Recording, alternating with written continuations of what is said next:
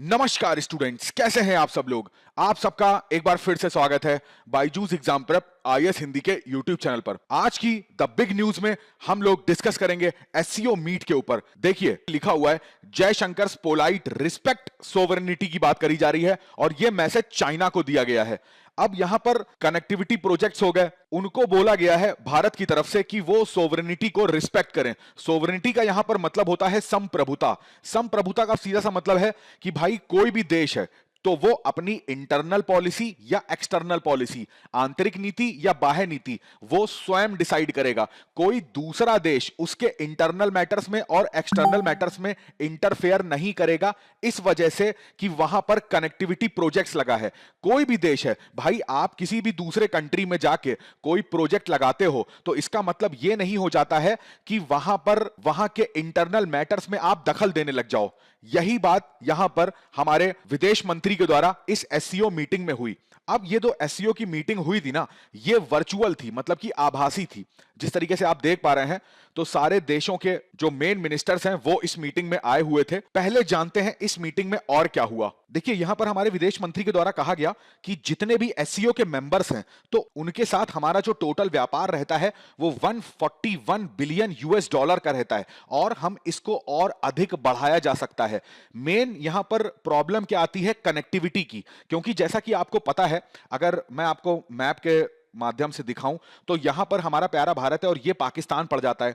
अब यहां से हमको अगर अफगानिस्तान जाना है या फिर हमको मिडिल ईस्ट के देशों में जाना है, रशिया जाना है, यूरोप जाना है, तो उसके लिए ये तो हमें मार्ग देता नहीं है। तो हमने उसके लिए क्या करा, चाबहार पोर्ट के माध्यम से या फिर आईएनएसटीसी रूट यानी कि international north south transport corridor, इसका निर्माण करा गया है। किसके द्वारा? भारत के द्वारा, ईरान के द्वारा और रशिया के द्वारा। तो अब हम क्या करेंगे, हमने इस कनेक्टिविटी को बनाया ही इसलिए है कि हम अपने ट्रेड को और ज्यादा बढ़ा सकें। दूसरा जो पॉइंट यहां पर बहुत ज्यादा हाईलाइट हो गया वो ये था कि यहां पर हमारे विदेश मंत्री के द्वारा जो बीआरआई परियोजना है यानी कि बेल्ट एंड रोड इनिशिएटिव, इसको ज्वाइन करने से भारत तो पहले भी मना कर चुका था।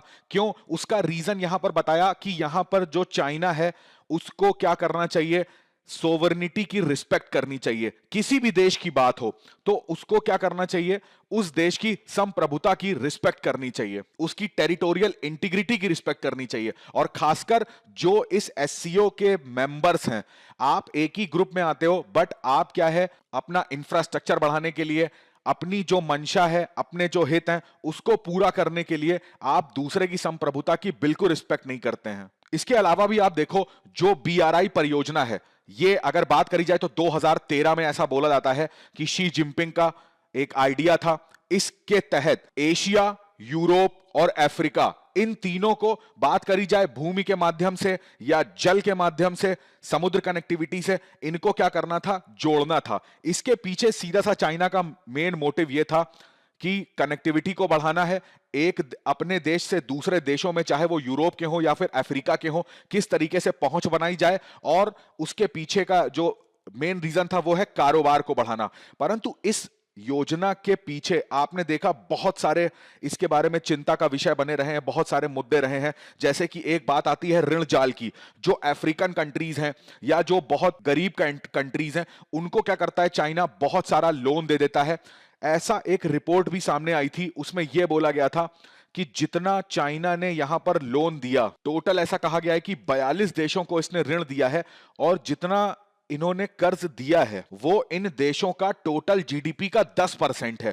और अब ये देश इस कर्ज को जब वापस नहीं ले पाते हैं तो इसी को क्या करा जाता है, इसको डेब्ट ट्रैप पॉलिसी चाइना बोलता है। और उनके जमीन का कुछ हिस्सा वो बोलता है कि आप हमको क्या करिए, इसको लीज पर दे दीजिए। अब यहां पर वो अपना मिलिट्री बेस बनाता है। तो एक तरीके से ये उसकी संप्रभुता पर कब्जा है। भारत इसी चीज का विरोध करता है कि भाई यदि आप लोन देते हैं या आप इंफ्रास्ट्रक्चर का कोई प्रोजेक्ट बनाते हैं तो बहुत अच्छा काम है, आप दूसरे देश की भलाई कर रहे हैं, परंतु उसके पीछे जो आपका एक्चुअल रीजन है कि उसकी संप्रभुता को कंट्रोल करना वो चीज गलत है। और इसी रीजन की वजह से जो बीआरआई है इस पे भारत कभी इंटरेस्टेड नहीं था, भारत ने इसको कभी ज्वाइन नहीं करा।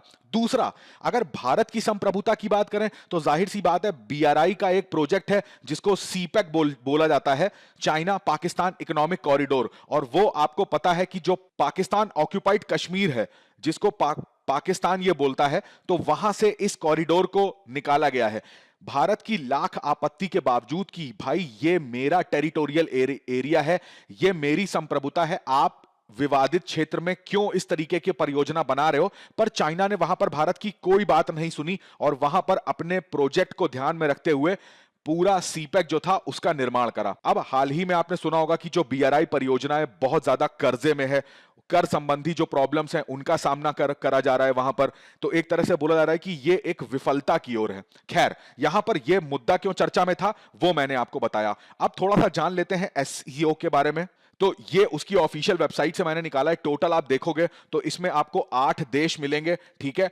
ईरान, कहीं पर आप किसी पुस्तक में देखोगे कि ईरान तो वो 2023 में ज्वाइन करेगा। तो अभी के लिए उसकी ऑफिशियल वेबसाइट में टोटल नंबर ऑफ देश जो है वो 8 हैं। इस चीज को ध्यान रखिएगा। अगर इसकी हिस्ट्री की बात करें तो 2001 में ये बनाया गया था चाइना के द्वारा, कजाकिस्तान के द्वारा, रशियन, किर्गिस्तान और तजाकिस्तान।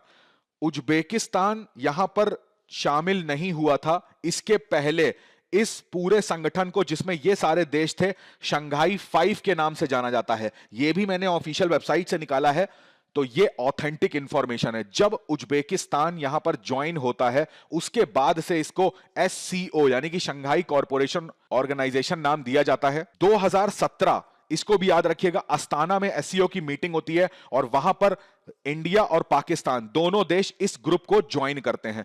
अगर ऑब्जर्वर स्टेटस की बात करें तो यहां पर यह भी ध्यान रखिएगा, अफगानिस्तान, बेलारूस, ईरान, मंगोलिया, ये यहां के ऑब्जर्वर स्टेटस कंट्रीज हैं। और इसी के साथ साथ अगर डायलॉग पार्टनर की बात करें तो Azerbaijan, Armenia, Cambodia, Nepal, Turkey और श्रीलंका, ये देश यहां के डायलॉग पार्टनर्स हैं। ये मैंने आपको बताया बेल्ट रोड इनिशिएटिव जो था वो क्या था, यानी कि एशिया अफ्रीका के देशों तक अपनी पहुंच बनानी है, अपने कारोबार का विस्तार करना है। इसी के काउंटर में देखिए, मैंने आपको पहले भी दिखाया था कि आईएनएसटीसी रूट, तो ये अब देखिए यहां पर जो चाबहार पोर्ट भारत के द्वारा बनाया जा रहा है, तो यहां से कनेक्टिविटी, ये जो आप रेड कलर से देख रहे हो, ये न्यू रूट है। अभी तक हम क्या करते थे, आप देखोगे यहां पर पड़ता है गल्फ ऑफ अदन, अदन की जो खाड़ी पड़ती है, और यहां पर रेड सी है, फिर सुएज नहर से होते हुए। तो देखिए कितना बड़ा ये रूट हमको फॉलो करना पड़ता था रूस जाने के लिए। अब हम क्या करेंगे, हमने आईएनएसटीसी बनाया है। अगर इसकी टोटल लेंथ की बात करें तो 7200 किलोमीटर की इसकी लेंथ होगी। यहां पर भी same as it is BRI के काउंटर में अगर बात करी जाए, sea connectivity, railway connectivity, road connectivity, तीनों ही कनेक्टिविटी इस रूट पर आपको मिलेंगी। इंडिया से रूस तक जाने में ऐसा बोला जा रहा है कि अगर ओल्ड रूट से जाते, यहां पर मान लीजिए 100 रुपए लगता है, तो यहां पर 30% लागत कम आ जाएगी, प्लस यहां पर समय भी बिल्कुल आधा हो जाएगा। तो ये रूट हमारे लिए बहुत ज्यादा इंपॉर्टेंट है। एससीओ के देशों की बात कर ले, मिडिल ईस्ट के देशों की बात कर ले, रूस की बात कर ले, अफगानिस्तान की बात कर ले, तो कनेक्टिविटी के लिए भारत के लिहाज से बहुत ज्यादा इंपॉर्टेंट रूट है ये। चलिए, यहां पर बीआरआई, सीपेक, आईएनएसटीसी की बात चली है, तो आपसे एक प्रश्न यहां पर पूछता हूं, कमेंट करके उसका आंसर दीजिएगा। पोलर सिल्क रूट ये क्या है, कमेंट करके बताइएगा पोलर सिल्क रूट के बारे में। तो आज के सेशन में बस इतना ही। अगले बिग न्यूज में एक नए आर्टिकल के साथ फिर आपसे मुलाकात होगी। तब तक अपनी पढ़ाई करते रहिए, स्वस्थ रहिए और अपने परिवार वालों का बहुत सारा ध्यान रखिए। आप सभी का बहुत बहुत धन्यवाद।